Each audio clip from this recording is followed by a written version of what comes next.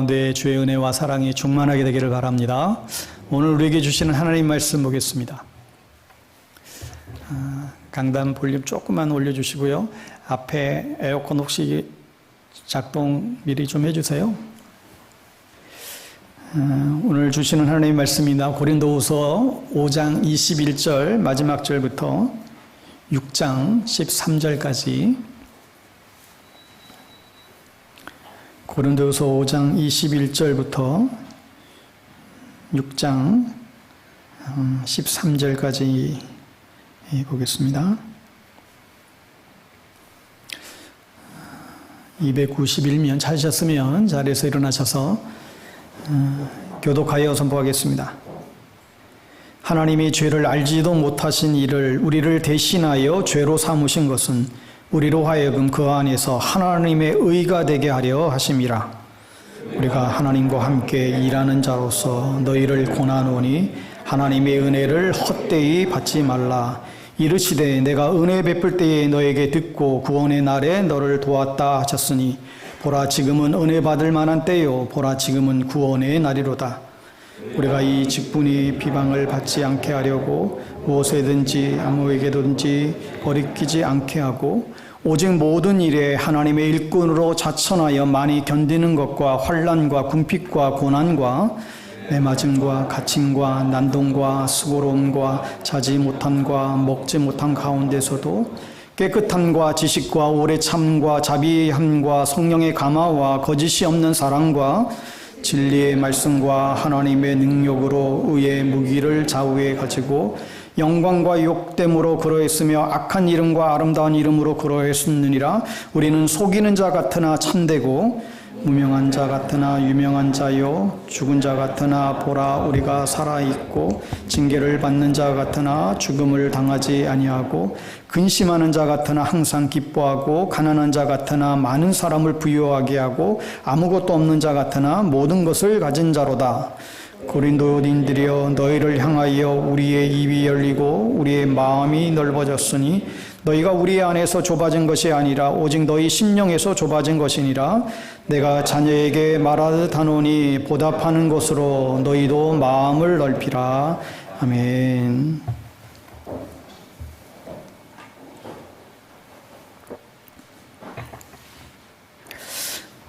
오늘은 하나님의 일꾼은 은혜를 헛되이 받지 않는다라는 자의 말씀으로 하나님의 말씀 증거하겠습니다. 우리가 2주 후면 6월 12일 주일 직분자 피택을 위한 공동회가 있게 되지요. 모든 기관에도 사람을 세우는 것이 이제 중요하듯이 교회도 마찬가지입니다. 교회가 사람들로 이루어진 조직이라고 하는 것을 또한 우리가 부인할 수가 없지요. 그러나 교회는 그것 이상입니다. 교회는 성경이 말하는 바 영이신 하나님의 집이고 하나님의 가족이고 또 그리스도의 살아있는 몸이고 또 성령이 거하는 성령의 전임을 성경은 말씀하고 있지요. 목사는 조직의 우두머리가 아니며 교회 안에 있는 다양한 조직들은 사람이 주인이 되어 운영하는 기구가 아닙니다. 또한 교회에서 행하는 투표는 교회가 민주주의 체제임을 의미하는 것이 결코 아닙니다. 교회는 성삼위 하나님께서 다스리시고 주관하시고 이끄시는 신비한 유기체입니다. 이 점을 인식하지 못하면 교회를 섬긴다는 것이 도리어 교회를 해치고 허무는 결과를 가져오기 십상이지요. 실제로 많은 분들이 직분에 대해서 이해가 자신이 지난 교회 생활을 통해서 경험적으로 배우고 이해한 것이 지배적이다 보니까 그것이 성경적인 가르침에 의해서 바르게 이해되고 교정되어야 될 부분들이 참 많이 있습니다. 왜냐하면 잘못 알고 있는 것을 마치 진리처럼 주장하고 얘기하는 경우들이 왕왕 있기 때문에 그렇죠. 여러분, 교회는 단순한 인간 조직이 아니며 직분자 선출이 단순한 무슨 임원 선거가 아니고 사람의 뜻이 아니라 하나님의 뜻을 묻는 일이기 때문에 우리가 이 일을 앞두고 직분을 두신 이 목적과 그 의미들을 배울 필요가 있지요. 우리가 여기에 대해서는 우리가 첫 주 특별 기도의 시간들을 통해서 자세히 다루게 될 것입니다. 교회 내 직분에 대해서 간략히 언급하자면 교회 직분에는 항존직과 임시직이 있습니다. 항존직이란 교회에 항상 있어야 되는 그런 직분이라는 의미이지요. 여기에는 목사, 장로, 권사, 집사, 안수집사가 여기에 해당이 됩니다. 그런데 이 항존직이란 목사, 장로, 권사, 집사라는 이 직분 자체가 교회가 존재하는 한 항상 있는 직분이라는 의미이지 한 개인의 해당 직분에 대해서 종신적이라고 하는 뜻은 결코 아닙니다.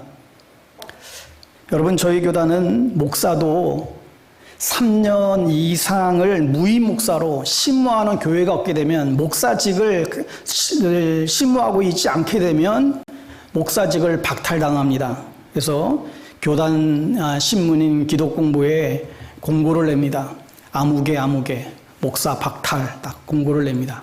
3년 이상 심무하지 않으면 그렇게 됩니다. 또한 이러한 직분은 직무의 차이이지 계급적 차등이 아님을 우리는 알아야지요. 한 몸에 여러 지체가 있고 그 지체의 직무가 다양하듯이 직분에 따른 섬김의 내용과 기능이 다른 것이에요. 여러분, 직분은 결코 계급이 아닙니다. 교회는 상명, 하복의 계급 구조가 아니에요. 자칫 무슨 교회는 목사, 장로, 권사, 집사, 서리집사, 성도 마치 이렇게 구성된 상하질서가 아니라는 거예요. 오히려 성도는 가장 존귀한 신분이죠. 여러분, 우리 모두가 주님 앞에 서게 될 때에는 목사나 장로의 직분으로 서지 않고 성도의 직분으로 우리는 하나님 앞에 서게 됩니다. 직분이 계급이 아니기 때문에 승진의 개념도 아니에요. 우리가 집사가 장로가 되면 마치 승진됐다고 생각하고 장로로 혹 피택이 안 되면 상처받고 교회를 떠나는 일들이 있는 것은 이 직분에 대한 이해 자체가 잘못되어서 그래요. 직분은 계급이나 권력의 그런 개념이 결코 아니라 은사에 따라서 어떤 이는 장로로 어떤 이는 집사로 세움을 받는 거죠. 특별히 장로와 권사의 직분은 성도를 돌보고 기도하는 직무를 담당해야 됩니다. 집사는 구제와 또 재정, 교회 사역에 관련된 직무를 감당하는 직입니다. 장로와 집사는 별개의 직분으로 그 직무의 차이가 있는 거지요. 따라서 어떤 이는 장로가 되기도 하고 또 어떤 이는 평생 집사직으로 헌신할 수도 있지요. 후자라고 해서 신앙이나 어떤 헌신의 정도가 낮은 것이 결코 아니라는 거예요. 여러분, 예전에 저희 교회 왔었던 그 이성미 집사님 기억하시죠? 보면 자기소개를 자기는 만년 집사래요. 자기가 전도한 애들은 다 권사가 됐대. 근데 자기는 만년 집사래요. 왜요? 자신은 집사로서의 역량을 자기는 있는 자리에서 최선을 다한다는 것이죠. 무엇보다 교회 직분의 본질은 교회를 건강하게 세우기 위해서 그 직분이 무엇이든지 간에 그저 종의 자세로 봉사하고 충성하는 데에 있습니다. 여러분, 우리가 복음을 받아들이는 하나님의 백성, 하나님의 종들이라고 한다면 여러분 모두는 하나님 나라의 일꾼입니다. 믿습니까?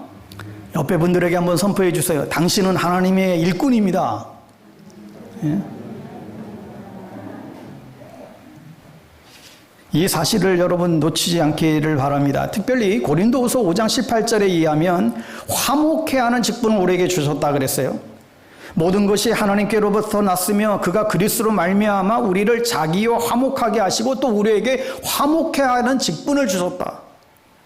여러분과 저는 하나님과 원수되었던 사람들이었잖아요. 그런데 하나님께서 그리스도를 통해서 우리가 하나님과 화목하게 되었어요. 화해하게 됐어요. 그뿐만 아니라 우리에게 화해케 하는 직분을 주셨다는 거예요.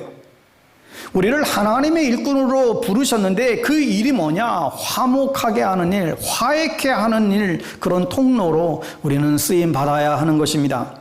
우리가 즐겨부르는 찬송가 508장에 보면 우리가 지금은 나그네 되어도 화려한 천국에 머자나 가리니, 하나님께서 머자나 여러분과 저를 천국으로 이끌어 가실 것입니다. 그런데 여러분, 이 세상에 있을 때 주 예수 위하여 우리가 힘써 일하세. 하나님께서 이 땅을 살게 하셨는데 이 땅에서 우리가 허락한 일들을 끝까지 포기하지 않고 최선을 다해 힘써 지키라는 말씀이죠. 주님에게 부탁하신 일 천사도 흠모하겠네. 그게 뭐라고요? 화목해 하라신 구주의 말씀을 온 세상 널리 전하세.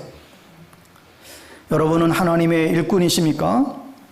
우리가 예수 그리스도와 원수되었던 자들인데 예수 그리스도의 복음으로 인해서 하나님과 화목하게 되었고 또 화목해 하라는 직분을 받은 사람들이죠. 그렇기 때문에 여러분과 저는 하나님의 일꾼입니다.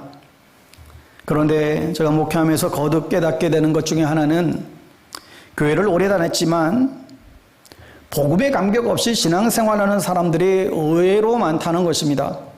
그리고 복음의 감격은 있었는데 어느 순간에 그 감격과 기쁨을 다 잃어버린 사람들이 있다는 거예요.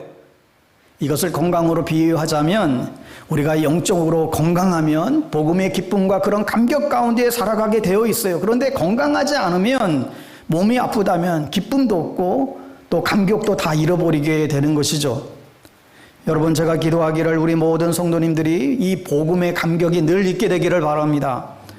우리의 인생의 삶이 쉽지 않잖아요. 사실 신앙생활도 쉽지 않습니다. 그럼에도 불구하고 우리를 부르신 그 하나님의 부르심 때문에 화목해 하라는 직분을 받은 우리이기 때문에 복음을 묵상할 때마다 우리 가슴 가운데에 기쁨과 감격이 늘 나타나기를 바랍니다. 독일의 보네퍼 목사님이 그 값싼 은혜라는 표현을 자주 하셨죠. 대가를 지불하지 않는 제자도야말로 하나님의 은혜를 빙자하여 자신의 욕망을 채우는 것이다. 우리를 위해 주셨던 그 희생, 그 대가, 그 사랑, 그 대가가 엄청나기 때문에 이렇게 얘기할 수 있다는 거죠. 여러분, 사실 우리가 은혜를 제대로 깨달았다고 한다면 값싼 은혜를 추구할 수 없습니다. 우리의 죄로 인해서 주님께서 엄청난 그 희생을 치른 것이기 때문에 사도 바울은 오늘 우리에게 선포하고 있는 거죠. 너희는 은혜를 헛되이 받지 말아라. 여러분, 은혜가 무엇입니까? 예수 그리스도의 십자가입니다. 예수님의 희생이죠. 우리가 여기에 집중하기를 바랍니다. 우리가 예수 그리스도의 십자가를 바라볼 때에 능력이 나타나게 됩니다. 오늘 바라볼 때, 내일 바라볼 때, 우리가 바라볼 때마다 주시는 은혜가 다 달라요. 이게 은혜의 그 광대한 역사죠. 그래서 우리가 십자가를 바라보고 우리가 주님의 그 희생을 바라볼 때마다 우리는 감사하게 되고 감격하게 되는 것입니다. 오늘 여러분의 삶 가운데에 정말 주님께서 베푸신 그 은혜로 인한 그런 감격이 있으세요? 감사가 흘러 넘치고 있습니까? 만일 그렇지 않다라고 한다면 우리는 지금 십자가를 바라보고 있지 않다라고 우리는 생각할 수 있습니다. 오늘 말씀을 접하면서 다시 한번 여러분 자신을 점검하고 또 돌아보는 시간이 되시기를 바랍니다. 여러분, 우리가 언제 은혜를 헛되게 하는가? 몇 가지 경우가 있죠. 첫째는 우리의 의를 붙잡고 살아갈 때입니다. 여러분과 저는 더러운 의를 갖고 있는 사람들이었어요. 그런데 거룩한 의신 예수 그리스도께서 우리의 더러운 의를 완전히 멸절시키고 하나님의 의로 대치시키기 위하여 예수 그리스도를 보내주신 것이죠. 하여 여러분, 한순간이라도 우리의 의로 하나님 앞에 서려고 하지 마십시오. 그러면 그럴수록 그것은 하나님의 의를 대적하는 결과를 초래하게 됩니다. 여러분, 구원은 우리의 삶이 조금 개선되고 또 리모델링 되는 게 아니라 완전히 뒤바뀐 삶을 말하는 거예요. 죄인에서 의인으로, 고아에서 아들로, 창기에서 신부로 완전히 바꾸어 놓은 것입니다. 그러니까 이것은 결코 100% 주님의 은혜로만 이거 가능한 거죠. 그래서 사도 바울은 은혜 아니면 살아갈 수가 없다라고, 나의 나 된 것은 모두 하나님의 은혜라고 그는 고백하고 있습니다. 하나님의 은혜로 내가 구원받았고, 내가 하나님의 은혜로 사도가 되었고, 내가 하나님의 은혜로 부름받아 교회에 열심히 일을 하게 됐고, 그가 고백하는 것을 보게 되지요. 여러분, 하나님의 일꾼이 되는 가장 첫 번째 조건은 바로 이것입니다. 하나님의 은혜를 아는 자입니다. 자신이 죄인됨을 알고 십자가 앞에 엎드릴 줄 아는 자입니다. 자신의 의를 드러내는 자가 아니라 철저하게 자신의 연약함과 죄성을 인정하며 주 앞에 무릎 꿇을 수 있는 사람이 되어야 됩니다. 두 번째로 은혜를 헛되게 하는 것은 우리가 하나님의 수치거리가 될 때죠. 우리가 하나님의 자랑이 아니라 하나님의 수치거리가 될 때, 우리는 우리의 인생이 절대 하나님의 영광을 드러내는 삶을 살아야지 우리의 삶이 하나님의 수치거리가 되어서는 안 되겠지요. 오늘 1절에도 보면 우리가 하나님과 함께 일하는 자로서 너희를 권하노니, 우리가 하나님과 함께 일하는 자로서, 여러분 우리가 하나님의 동력자라는 사실을 여러분 알고 살아가고 있나요? 하나님께서 나를 동력자로 삼아주시고 우리를 하나님의 일꾼으로 불러주셨다라고 하는 이 자체도 너무 감격인데, 우리 동력자의 얼굴에 먹칠을 해서는 안 되겠지요. 은혜를 결코 남용하지 말게 되기를 바랍니다. 여러분, 우리가 은혜를 남용하고 잘못 악용하는 대표적인 사례가 있는데, 하나는 방종의 삶으로 빠지는 거예요. 하나님께서 복음 안에서 주신 그 자유를 그릇 행하여 나는 이제 구원받았으니까, 나는 이제 천국 가니까 자기 멋대로 살아가는 그런 부류들이 생깁니다. 여러분과 제가 은혜를 제대로 받았으면, 예수 그리스도가 우리 마음 가운데 찾아오셨다라고 한다면, 정말 회개하고 우리가 주님을 영접했다라고 한다면 우리는 절대 그렇게 살아갈 수가 없지요. 은혜를 아는 마음에는 어떻게 하면 주님을 더 기쁘시게 할까? 어떻게 하면 정말 주님의 뜻을 이루며 살까? 어떻게 하면 이 받은 은혜를 보답하며 살아갈 수 있을까? 이게 은혜를 받은, 은혜를 아는 마음, 하나님의 영광을 추구하고자 하는 그런 마음이 들어가게 됩니다. 은혜를 악용하는 또 하나는 율법주의에 빠지는 거예요. 여러분, 이러한 율법주의에 빠지는 사람들의 현상이 뭐냐면, 예수님과의 그런 친밀한 관계보다 어떤 그 룰을 지키는 것을 더 중요시 여기는 사람이에요. 주님과의 그 사랑의 관계보다 어떤 룰, 어떤 법칙, 어떤 형식, 이것들을 더 중요시 여기죠. 그래서 늘 옳고 그름을 판단하는 판단자의 모습으로 설 때가 적지가 않습니다. 이런 모습이 나에게 있다면 깨어 부숴야 한다는 것입니다. 그래서 중요한 것이 뭐냐면 이 두 가지를 다 아우르는 거예요. 그게 바로 사랑이라는 것입니다. 여러분, 우리가 주를 위해 삶을 드리고 정말 열심으로 주를 섬기는 것은 그 동기가 중요한 거예요. 우리가 주를 섬기는 동기가 뭔가? 내가 받은 사랑이 너무나 감격스러워서, 내가 받은 사랑이 너무나 감사해서 그게 사랑으로 화답하며 그 자리로 나아가는 것이 은혜 받은 자의 특징이라는 것입니다. 우리가 교회를 섬기고 봉사하고 이 모든 행위들은 주신 은혜에 대한 감사의 고백이고 표현이지, 결코 우리의 어떤 의를 나타내거나 어떤 목적을 얻고자 함이 결코 아닌 것이죠. 주님이 이렇게 말씀하셨어요. 나를 사랑하는 자는 내 계명을 지킬 것이다. 내 계명을 지키는 자가 나를 사랑하는 자라고 말씀하지 않고, 나를 사랑하는 자들은 계명을 지킬 것이라 말씀합니다. 어느 부부가 살아가는데 별로 행복하지 않았다고 해요. 왜냐하면 이 남편이 요구하는 게 너무 많은 거죠. 혹시 그런 남편분 계십니까? 요구하는 게 너무 많아요. 그래서 아내가 별로 행복하지가 않습니다. 뭐 요구하는데 아예 그냥 요구 리스트를 그냥 아예 목록을 그냥 다 제시라. 아침에는 이래야 되고 밥은 이래야 되고 하여튼 뭐 정신없이 늘 요구를 해요. 그러니 그 아내 삶이 얼마나 힘들겠어요? 그렇게 정말 기쁨이 없는 삶을 살아가다가 기쁨의 순간이 찾아왔어요. 남편이 죽었습니다. 얼마나 행복했겠어요? 불행하게 살다가 갑자기 남편이 돌아가신 거예요. 여러분 가운데 너무 요구 조건이 많은 분들이 계시면 아내나 혹 남편이나 여러분이 죽음을 기다리고 있을지 모른다. 근데 이 부인이 남편이 죽고 나서 그 후에 재혼을 하게 됐는데, 근데 재혼을 하게 된 이 사람이 너무 잘해주는 거예요. 너무 사랑이 많은 사람이고, 뭐 요구는 전혀 없어요. 다 늘 품어주고 아껴주고 늘 베풀고 사랑해주는 거예요. 근데 어느 날 집안 대청소를 하다가 이전에 남편이 자기에게, 돌아간 남편이 자기에게 주었던 그 요구 조건, 그 목록을 우연히 그걸 발견하게 됐어요. 근데 그걸 보고 깜짝 놀란 거예요. 왜냐하면 그 목록에 적혀 있는 것을 지금 자기가 똑같이 하고 있다는 거예요.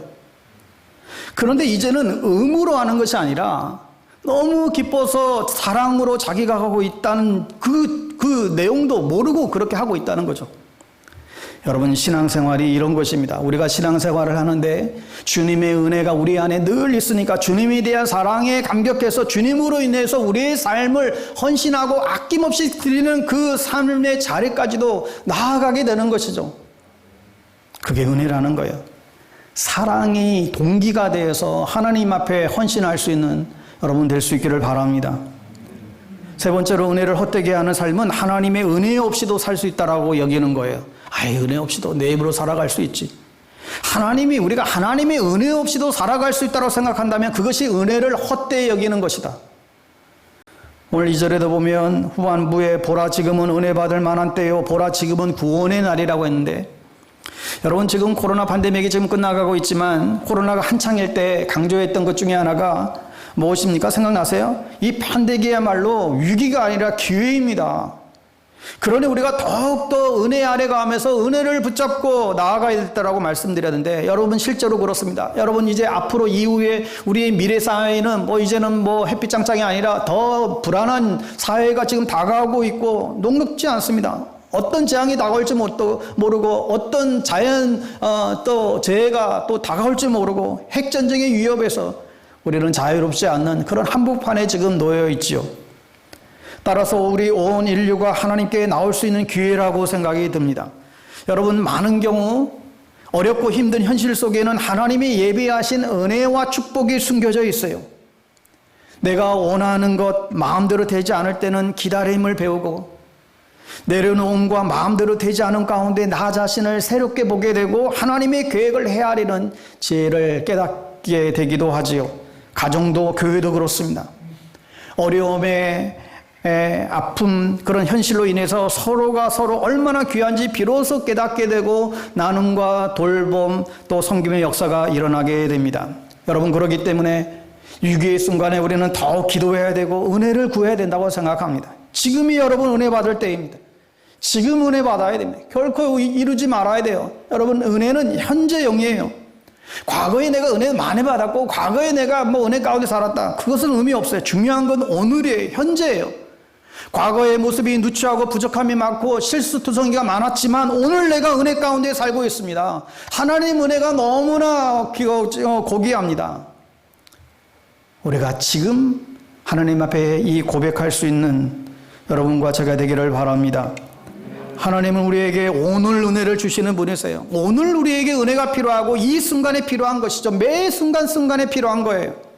여러분과 제가 하나님 앞에서 바로 서서 주의 이 은혜를 받아야 하는 것입니다. 우리에게 어떤 최상의 날이건 최악의 날이건 상관없이 우리는 늘 하나님의 은혜가 필요한 존재들입니다. 오늘 그 은혜가 여러분과 저에게 풍성히 임하기를 바랍니다. 오직 예수뿐이라고 한 우리 아까도 불렀 찬양이 있죠.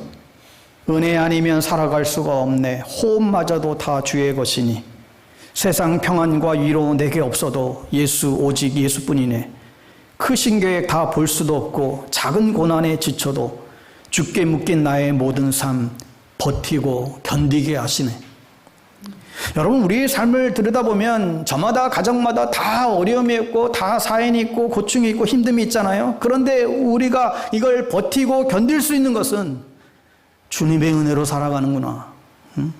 과거에도 살았고 오늘도 우리가 살아가고 있고 우리에게 필요한 것이 있다면 은혜구나 다시금 깨닫게 됩니다. 그렇다면 이제 하나님의 은혜를 아는 자들은 어떤 태도로 살아가야 될까요? 바울은 계속해서 우리에게 권면해주고 있습니다. 첫 번째는 내가 그리스도 안에서 누구인지를 명확하게 알라는 거예요. 정체성이죠. 내가 그리스도 안에서 내가 어떤 존재인가를 알아라. 우리가 누구인가? 하나님의 자녀일 뿐만 아니라 하나님과 화목해하는, 또 사람들과 화목해하는 그 직분, 일꾼이 되었다는 사실을 마음에 새겨야 됩니다. 4절에 보면 오직 모든 일에 하나님의 일꾼으로 자천하여, 우리는 무슨 일이든지 하나님의 일꾼답게 처신하라는 거예요. 그러면서 초대교회 성도들이 환난과 궁핍과 공경과 매맞음과 옥에 갇히고 잠을 자지 못하고 굶주림과 온갖 고난 속에 살았는데 불구하고 어떻게 그것들을 다 이겨낼 수 있었는가? 고난을 이길 수 있었던 길은 자신이 누구인지 명확하게 알았기 때문에 이게 가능했다는 거예요.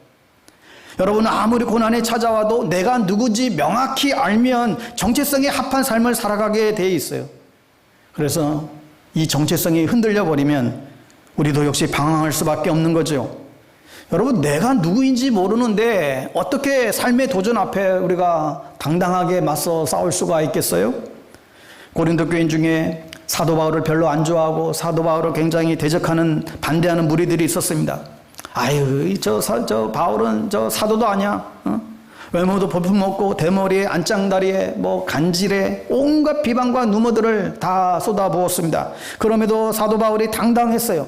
어떻게 그가 당당할 수 있었을까? 어떻게 그가 많은 오해 앞에서도 조금도 주눅들지 않고 담대하게 막대제 사역들을 감당할 수 있었던 것은 그가 자신이 누구인지 명확하게 알았기 때문에 그렇습니다.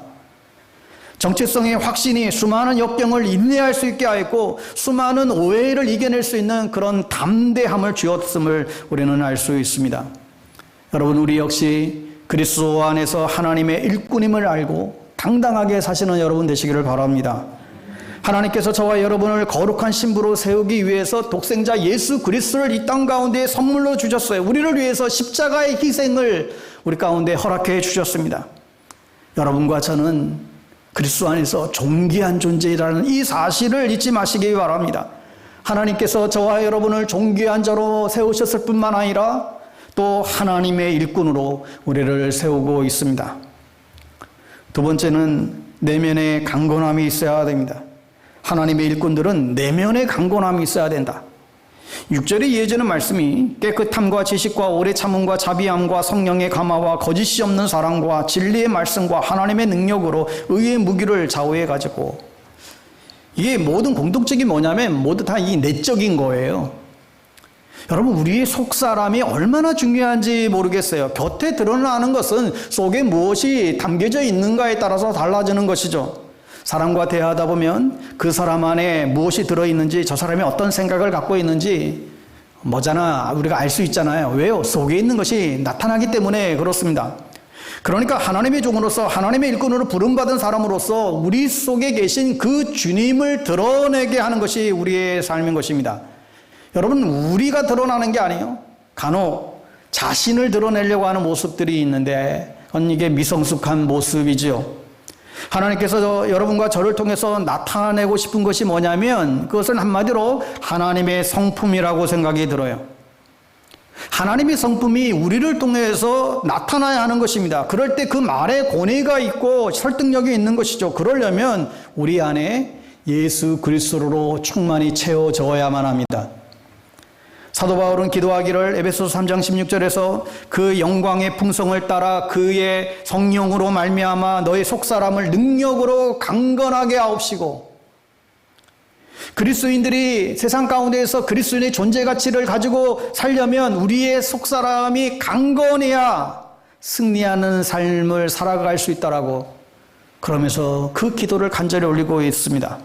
이게 사도 바울이 기도했고 교회를 향한 우리의 기도라고 믿습니다. 왜냐하면 우리의 속사람이 강건해야만 능력의 주님이 나타나기 마련입니다.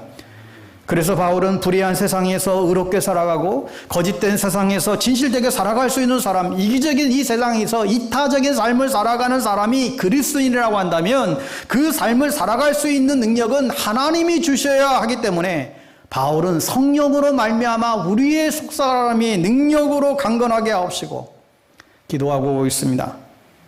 성령으로 속사람을 능력으로 강건케 해달라고 하는 말이 무슨 의미일까요? 여러분, 사탄은 항상 교회의 존재 목적인 하나님의 영광을 방해하는 것이 이게 사단의 목적이잖아요. 우리를 넘어뜨리려고 하죠. 하여 우리가 약하면 흔들리고 또 힘없으면 넘어가요.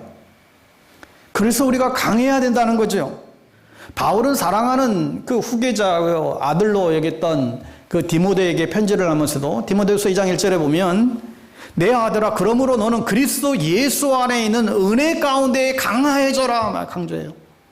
그리스도 예수 안에 은혜 가운데서 너는 강화해져라 권면하고 있습니다. 혹여 여러분 가운데 신앙생활은 열심히 하고 있지만 여전히 연약한 모습을 가지고 방황하고 힘들어하고 그렇게 신앙생활에 정말 어떤 그 에너지를 다 놓쳐버리고 살아가고 있다고 한다면 두 가지 중에 하나라는 생각이 들어요. 속사람의 변화됨을 경험하지 못했든지 아니면 속사람이 강건하지 못하기 때문에 여전히 옛 습성을 쫓아가는 삶을 살지 않나 생각하게 됩니다. 여러분과 저의 속사람이 강해지게 되기를 바랍니다. 성령으로 충만해지게 되기를 바랍니다. 7절에 다시 보면 진리의 말씀과 성령 하나님의 능력으로 의의 무기를 좌우해 가지고 사도 바울도 자신의 능력과 자신의 언변과 자신의 힘으로 의를 가지고 살지 않고 그가 하나님의 능력으로 일했다라고 볼 수가 있습니다. 여러분과 저는 하나님의 일꾼이기 때문에 하나님의 능력으로 일하는 사람임을 믿으시기 바랍니다.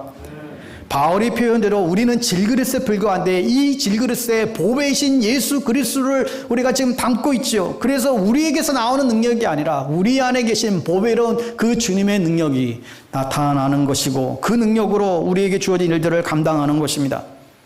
여러분 그래요. 결코 우리의 능력이 있는 게 아니라 우리는 도구에 불과해요. 하나님의 능력으로 우리는 역사하시는 것을 우리는 볼 수 있습니다. 그렇기 때문에 여러분의 약함을 힘들어하지 마십시오. 왜냐하면 우리가 약할 때 하나님은 더 강하게 역사하시는 것을 보게 됩니다. 하나님, 저는 약하고 질그릇에 불과합니다. 그러나 당신의 능력을 붙잡고 나아갑니다. 고백하며 나아갈 때 우리의 약할 때 강함 되시는 그 주님의 능력을 우리는 경험하게 될 것입니다. 여러분, 이스라엘의 4대 총리로 역임했던 골다 메이어라는 분이 계세요. 이분이 중동의 평화를 위해서 굉장히 많이 애를 썼던 분이고, 근데 이분이 돌아가시고 나서야 그가 12년 동안 백혈병을 앓고 있다는 사실을 주변 사람들이 알게 되죠. 그런 병든 몸으로 대단한 업적을 이뤘던 사람입니다. 여러분, 우리 가운데도 어느 누구도 아픔이 없는 사람이 없고 상처가 없는 사람이 없습니다. 다들 아픔과 상처, 사연을 가지고 살아가는 게 우리의 인생일 것입니다. 그런데 이것이 하나님의 능력을 경험케 하시는 하나님의 은혜라는 생각이 들어요. 우리가 살아가면서 직면하는 수많은 아픔과 또 상처와 고통과 고난, 이것이 하나님의 능력을 경험케 하시는 하나님의 은혜라는 거죠. 왜냐하면 약하기 때문에 우리는 하나님을 의지할 수밖에 없고, 약하기 때문에 오히려 이 약함을 하나님 앞에 내어놓는 자리로 나아가게 되는 것이죠. 골다 메이어 여성 총리가 이런 표현을 했어요. 저는 제 얼굴이 못생긴 것을 다행스럽게 생각합니다. 저는 일반적인 다른 사람과 비교해 보았을 때 너무나 못났기에 열심히 기도했고 최선을 다해 공부했습니다. 나의 이러한 연약함은 나에게뿐만 아니라 이 나라에도 무한한 도움을 주었습니다. 오히려 연약함이 나라에도 도움을 줬다라고 하면서 우리의 이 약점과 그 실망은 곧 하나님의 부르심입니다. 약점을 부르심으로 그는 이해하고 있습니다. 여러분, 그렇습니다. 우리의 연약함이 오히려 하나님이 역사할 수 있는 장점으로 작용하는 경우가 얼마나 많이 있는지 모릅니다. 그렇기 때문에 우리의 연약함을 부끄러워하지 마십시오. 내면이 강한 사람은 자신의 연약함을 거리낌 없이 자랑하는 자리로 나아갈 수 있다고 생각이 들어요. 그러나 우리의 내면이 강하지 않으면 열등감에 다 숨기게 되죠. 여러분과 제가 내면이 강해서 오히려 약함을 자랑하는 하나님의 능력을 경험하는 그런 자리로 나아갈 수 있기를 바랍니다. 저는 부족해서 못해요. 저는 할 수 있는 게 하나도 없어요. 이게 아니라 제가 부족하지만 제가 주님의 능력을 의지해서 하나님의 주시는 힘으로 주어진 사명 감당하겠습니다. 우리가 이런 모습으로 하나님 앞에 나아갈 수 있게 되기를 바랍니다. 사랑하는 여러분, 여러분 안에 예수 그리스도가 거하십니다. 그 주님이 여러분과 항상 함께 하십니다. 이것을 절대 놓치지 않게 되기를 바랍니다. 마지막 세 번째, 하나님의 일꾼은 세상의 판단보다 하나님의 판단을 소중히 여겨야 됩니다. 하나님의 사람들은 세상의 판단에 휘둘리는 사람들이 아니라는 거예요. 화목해라는 직분을 받은 사람들이 늘 기억해야 할 것이 있다고 한다면 그것은 사람들의 판단이 아니라 하나님의 판단이라는 거죠. 오늘 본문 8절 이하에 보면 우리는 속이는 자 같으나 참되고 무명한 자 같으나 유명한 자요, 죽은 자 같으나 보라 우리가 살아있고 징계를 받는 자 같으나 죽음을 당하지 아니하고 근심하는 자 같으나 항상 기뻐하고 가난한 자 같으나 많은 사람을 부유하게 하고 아무것도 없는 자 같으나 모든 것을 가진 자로다.